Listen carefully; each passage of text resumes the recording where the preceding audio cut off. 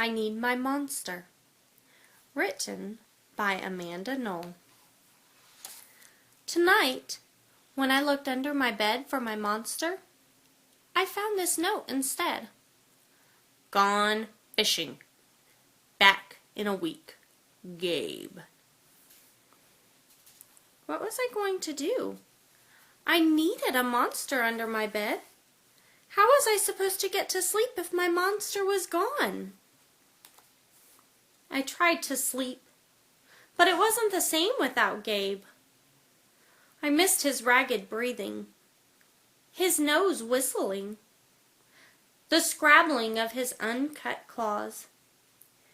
How would I ever get to sleep without Gabe's familiar scary noises and his spooky green ooze? It was no use. Gabe would be gone for a week, and I just had to have a monster. I climbed quietly out of bed so my parents wouldn't hear me. Grown-ups have some strange ideas about monsters under beds. I knocked on the floorboards, then scrambled back under my covers. I waited nervously. Would a new monster appear? What would he be like? Would his snorting be as cheerful as Gabe's? When I heard some creaking under my bed, I knew that the substitute monster had arrived. "Good evening," he said in a low, breathy voice. "My name is Herbert, and I will be your monster for the evening." Herbert?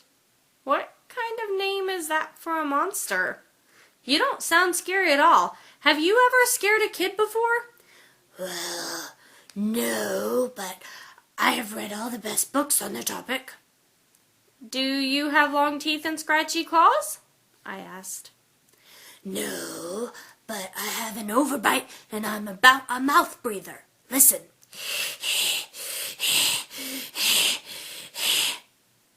Herbert's panting was kind of scary, but it wasn't enough for me.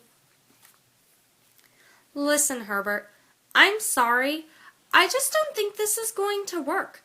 It's nothing personal, but I really need a monster with claws. Picky, Herbert complained.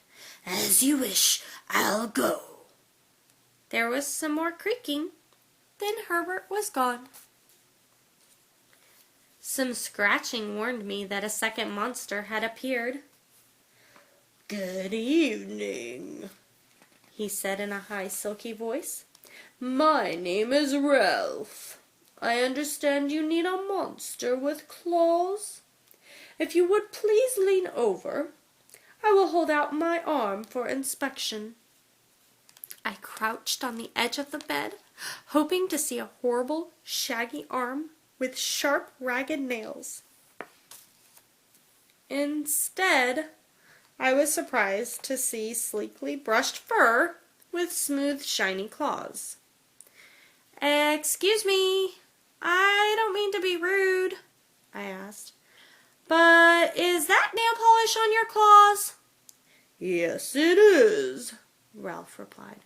"I believe professional monsters should always be well groomed." I could tell this was not going to work either. "I'm sorry to disappoint you, Ralph, but I need a monster with scary claws." Like Gabe's, I thought.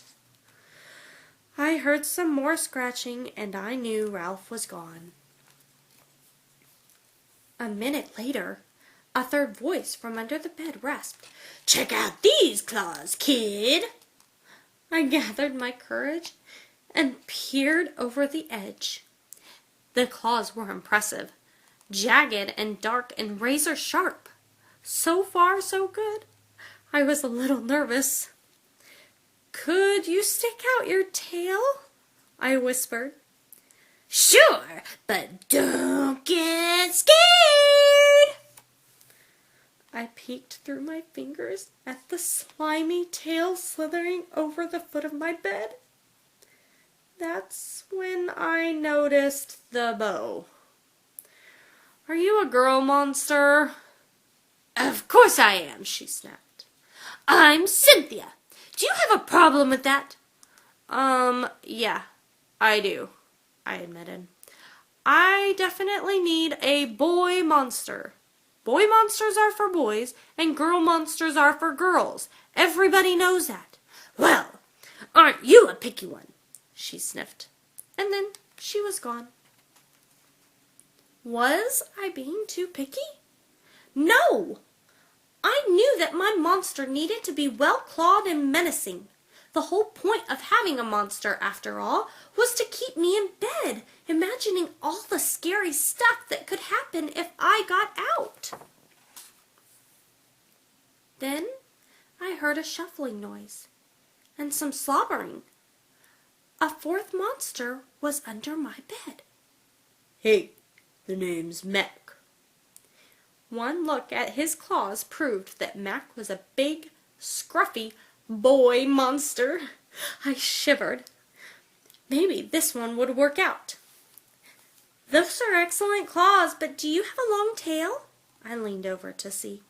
No, my tail is stumpy, Mac slurped.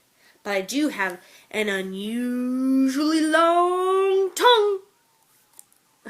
Why would I be afraid of a long tongue? I asked. Oh, I don't know, he said, trying to sound terrifying. You never know when I might lick you.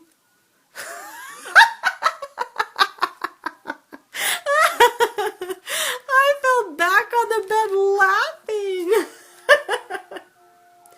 Well, if you're not even going to try to work with me, Mac whined. I held in my giggles.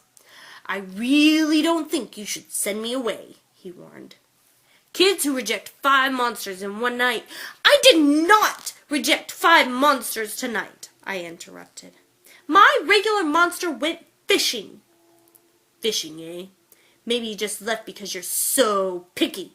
Fine, I'm out of here. But I wouldn't expect another monster tonight if I were you.